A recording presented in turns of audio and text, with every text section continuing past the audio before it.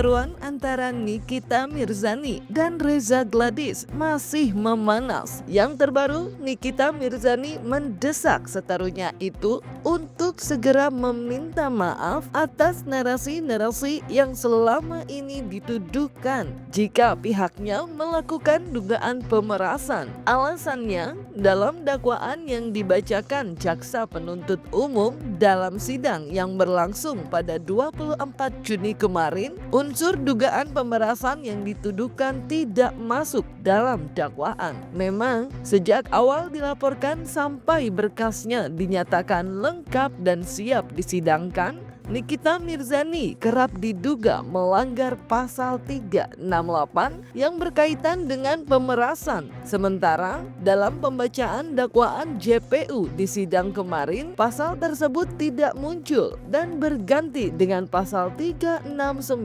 yang berkaitan dengan dugaan pencemaran nama baik. Pada kesempatan ini saya sengaja bawa dokumen, adalah dokumen apa yang dibacakan oleh jaksa penuntut umum kemarin di persidangan. Dokumen ini sangat penting saya sampaikan supaya tidak ada lagi masyarakat yang tersesat akibat adanya ulah oknum-oknum yang sok mengerti ilmu hukum. Kasihan masyarakat. Seperti yang saya katakan bahwa perkara ini berawal adanya laporan polisi dugaan tindak pidana pemerasan yang disangkakan kepada Nikita Mirzani. Proses berjalan berdasarkan laporan polisi, masuk penyidikan, masuk penetapan tersangka, dan ditahan. Semuanya pasalnya 368 KUH pidana tentang pemerasan. Selanjutnya kemarin, secara tegas, jaksa penuntut umum menyatakan adanya 3 dakwaan dan salah satunya pasal 369, di mana pasal 369 menghapus pasal 368 tentang pemerasan. Yang ada 369 KUH pidana tentang pencemaran nama baik.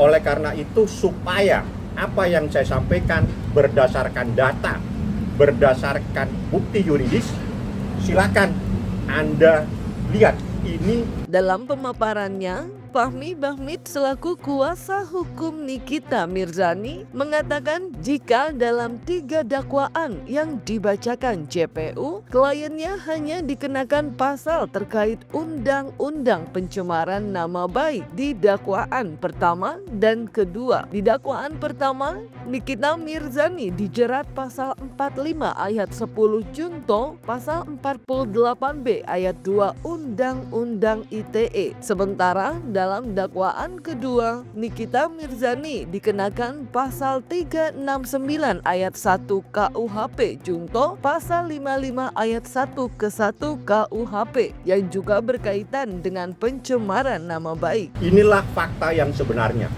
Jadi tidak pernah ada dakwaan, baik dakwaan ke-1 maupun dakwaan kedua tentang pemerasan.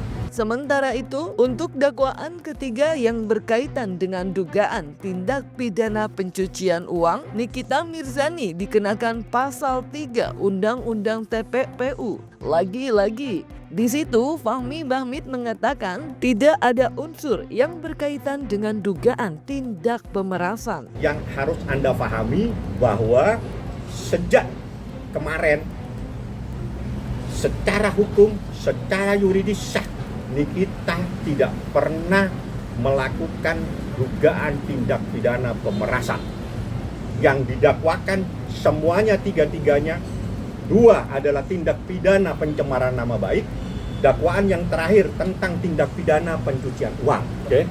Dari 3 ini clear, jelas secara yuridis, bukti berdasarkan bukti data dakwaan. Tidak ada satupun pasal pemerasan yang didakwakan. Jadi karena sudah di pengadilan namanya dakwa, yang didakwakan kepada Nikita Mirzani. Di sisi lain, Reza Gladys melalui kuasa hukumnya pun sudah menanggapi perubahan pasal yang tertera dalam dakwaan jaksa penuntut umum. Menurutnya, perubahan pasal yang terjadi dalam sebuah proses hukum yang bergulir adalah sesuatu yang biasa terjadi. Yang pasti, dugaan adanya pemerasan yang dilakukan Nikita Mirzani pada kliennya sudah dianggap memenuhi unsur saat Nikita Mirzani ditetapkan sebagai tersangka sampai berkasnya dilimpahkan ke kejaksaan. Jadi begini ya, laporan itu kita sebagai masyarakat kan menyampaikan bahwa ada sesuatu yang kita anggap melanggar perbuatan tindak pidana. Pasalnya adalah seperti apa yang diuraikan tadi, misalnya pemerasan apa. Nah, di dalam pemeriksaan di penyidik dengan memanggil para saksi itu kelihatan bahwa arahnya ini adalah sifatnya melalui media, pemerasan melalui media, pasal 369 ayat 1 kan gitu ya. 368, 369 itu satu bab itu dalam KUHP. Nah, karena saya akhirnya menguliahin yang senior lagi, tapi nggak pantas saya ya. Itu satu bab, hanya menempatkan dengan beberapa saksi. Nah, yang paling tepat itu di 369 ayat 1, bukan di 368 bukan pengancaman tadi. Jadi pemerasan sifatnya itu 368, pengancaman melalui tulisan itu 369. Nah, ternyata kan dalam uraian perbuatan lebih banyak kan, lebih banyak memunculkan melalui media, melalui TikTok, melalui apa. Nah, itu yang lebih tepat dia di 3691. Jelas tidak ada pemerasan yang didakwakan kepada Nikita Mirzani. Titik. Yang terpenting dan itu harus menjadi catatan semua masyarakat. Selama ini berkembang, Nikita telah melakukan pemerasan secara sempurna, dinyatakan tidak terjadi pada hari ini. Ya, itu yang paling penting. Berbeda ya. Sekarang saya juga ingin mengedukasi masyarakat, termasuk mungkin ya orang-orang hukum yang belum ngeh bahwa kalau kasus pemerasan itu tentunya dengan ancaman kekerasan itu tidak ada ceritanya kalau seorang korban yang mencari si pelaku. Tidak ada jalan ceritanya si korban yang mencari kemana-mana, ingin bisa berkomunikasi, ingin bisa bersilaturahmi dengan si pelaku yang diduga melakukan pemerasan. Nggak ada sejarahnya. Baru kali ini saya mendapatkan cerita bahwa ada korban yang merasa diperas dengan pelaku pemerasannya, itu jalan ceritanya kok lucu. Setahu kami menangani kasus-kasus keras, pemerasan, di mana-mana si pelakulah yang akan proaktif mengancam, mengejar, ya meminta kepada si korban. Tapi kita sama-sama tahu kan ceritanya tidak seperti itu.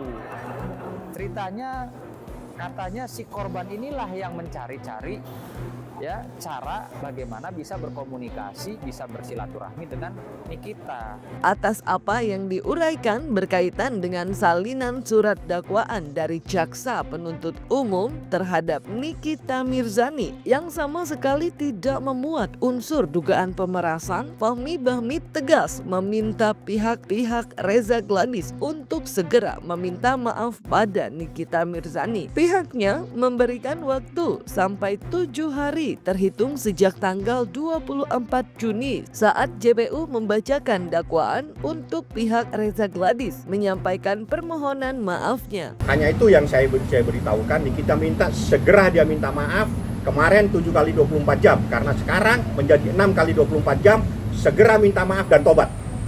Itu pesan dari Nikita dikasih waktu 7 hari, 7 kali 24 jam, sekarang jadi 6 kali 24 jam, segera minta maaf kepada Nikita Mirzani dan segera tobat. Dan ini permintaan Nikita Mirzani karena dia sudah mendengar sendiri tidak ada tindak pidana pemerasan karena selama ini selalu dikategorikan Nikita telah melakukan pemerasan. Nikita minta dalam waktu 7 kali 24 jam segera meminta maaf kepada Nikita Mirzani karena selama ini menyatakan Nikita telah melakukan pemerasan. Seperti itu ya. Kalau pihak sana tidak mau itu gimana? urusan nanti, urusan hukum yang akan bekerja. Ya, karena kalau kita minta supaya minta maaf itu kan urusan moral.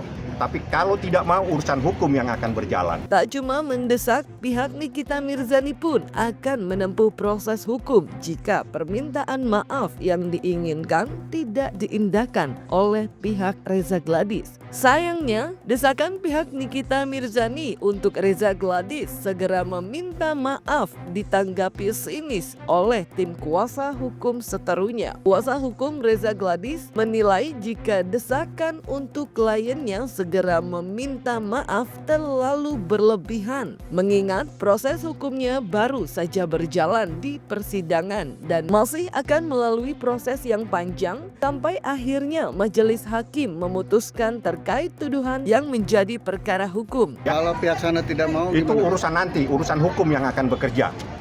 Ya, karena kalau kita minta supaya minta maaf itu kan urusan moral. Tapi kalau tidak mau urusan hukum yang akan berjalan seperti itu, ya. Maafan itu masih jauh, masih lebaran masih jauh sih. Iya. Maafan. Tapi yang pasti kami telah melaporkan tindak pidana ini dan penyidik telah menetapkan sebagai tersangka, JPU telah menyatakan P21 dan saat ini masuk ke pengadilan. Buktikan aja ke pengadilan. Jadi nggak usah maaf, tidak ada maaf bagimu. Itu aja bagi kami. Setelah pembacaan dakwaan, sidang kasus pidana Nikita Mirzani akan kembali bergulir di pengadilan pada 1 Juli 2025 mendatang. Di situ, Nikita Mirzani akan menyampaikan eksepsi atau nota keberatan atas dakwaan yang disangkakan jaksa penuntut umum padanya. Dalam persidangan berikutnya, Fahmi Bahmid mengatakan bahwa kliennya itu akan menguraikan hal-hal yang dianggapnya tidak sesuai yang sempat membuat panas jalannya sidang perdana kemarin. Dalam keadaan sehat dan dia lagi membuatkan eksepsi pribadi ya nanti disampaikan karena dia merasa bahwa apa yang diuraikan semua dalam surat ini semua itu perbuatan orang lain, bukan apa yang diperbuat. Sehingga dia heran, dia ini tidak kenal, tiba-tiba ditawari supaya ingin ketemu dan seterusnya. Itulah nanti akan dalam porsi namanya porsi eksepsi. Saya sudah siapkan untuk eksepsi tersebut. Rekaman yang sudah beredar isinya tidak seperti itu. Isinya Reza yang mengejar sahabat saya Mail. Ya, tidak pernah Mail yang selalu aktif menghubungi Reza, tapi Reza yang menghubungi Mail terus. Banyak. Ya, jadi kalau yang kalian dengar dari dakwaan yang dibacakan JPU tadi, saya ternganga-nganga. Karena tujuannya si Reza ini sebetulnya adalah Dr. Samira alias Doktif. Tapi kenapa saya yang ditahan sekarang? Kenapa saya dan sahabat saya yang ditahan? Padahal saya tidak pernah meminta uang dia yang memberikan. Uang itu cuma-cuma. Dan saya bertanya, kenapa Reza Gladys memberikan uang itu cuma-cuma? Ada apa? Sampai direkam semuanya, sampai terjadi seperti ini penahanan. Tadi sudah berjalan dengan baik bahwa dakwaan dimunculkan oleh pihak JPU. Kalau nggak salah saya melihat tadi itu ada pasal 369 ayat 1 Yunto 55 ya dan TPPU. Dan ini dalam dakwaan dimunculkan ada hal yang tidak bersesuaian menurut hemat dari para terdakwa Nikita Mirzani dan kuasa hukumnya. Nah, itu dalam suatu arena persidangan ya sah saja ya. Namanya seorang terdakwa akan berusaha untuk mengamputasi, meminimalisir dakwaan yang disampaikan oleh JPU. Itu sah-sah saja. Tapi namun ini memang harus berdasarkan data dan fakta. Nah inilah yang saya katakan, tugas dan tanggung jawab daripada kuasa hukumnya Bahmid dan tim nantinya di dalam nota bantahan, nota keberatan yaitu eksepsi nanti untuk membantah segala dakwaan ini berdasarkan data dan fakta, berdasarkan situasional kejadian yang sesungguhnya, sehingga ada gambaran untuk hakim menganalisis kembali pokok permasalahan apakah sudah bersesuaian dakwaan JPU dengan tanggapan eksepsi nanti yang disampaikan oleh pihak Nikita. Ya, jadi begini ya, bahwa ini saatnya Nikita membuktikan, meyakinkan majelis hakim bahwa dia tidak bersalah. Apapun dakwaannya, pasal itu pemerasan, pengancaman, TPPU, ITE dan lain sebagainya, itu namanya juga dakwaan. Itu bisa terbantahkan dengan semua fakta, bukti, saksi, ahli yang akan dihadirkan oleh Nikita Mirzani, dan itu bisa membuktikan bahwa Nikita tidak bersalah. Dari awal saya Sambang Suna sampaikan bahwa pasal yang disangka penelitian sangat lemah. Dan ini akan terbukti ketika nanti dalam proses ini. Tugasnya siapa? Tugasnya PH untuk menyiapkan segala upaya hukum, termasuk menghadirkan saksi yang menguntungkan Nikita Mirzani, menghadirkan pakar ahli yang benar-benar ahli di bidangnya. Yang kedua, menghadirkan barang bukti yang selama ini mungkin di polisi belum dihadirkan. Sehingga dengan fakta, data, dan semua dokumen yang ada bisa membuktikan bahwa Nikita Mirzani tidak bersalah. Nikita boleh bebas? Boleh. Orang saat ini dia belum bersalah kok. Dia kan masih diduga melakukan tindak pidana. Belum bersalah.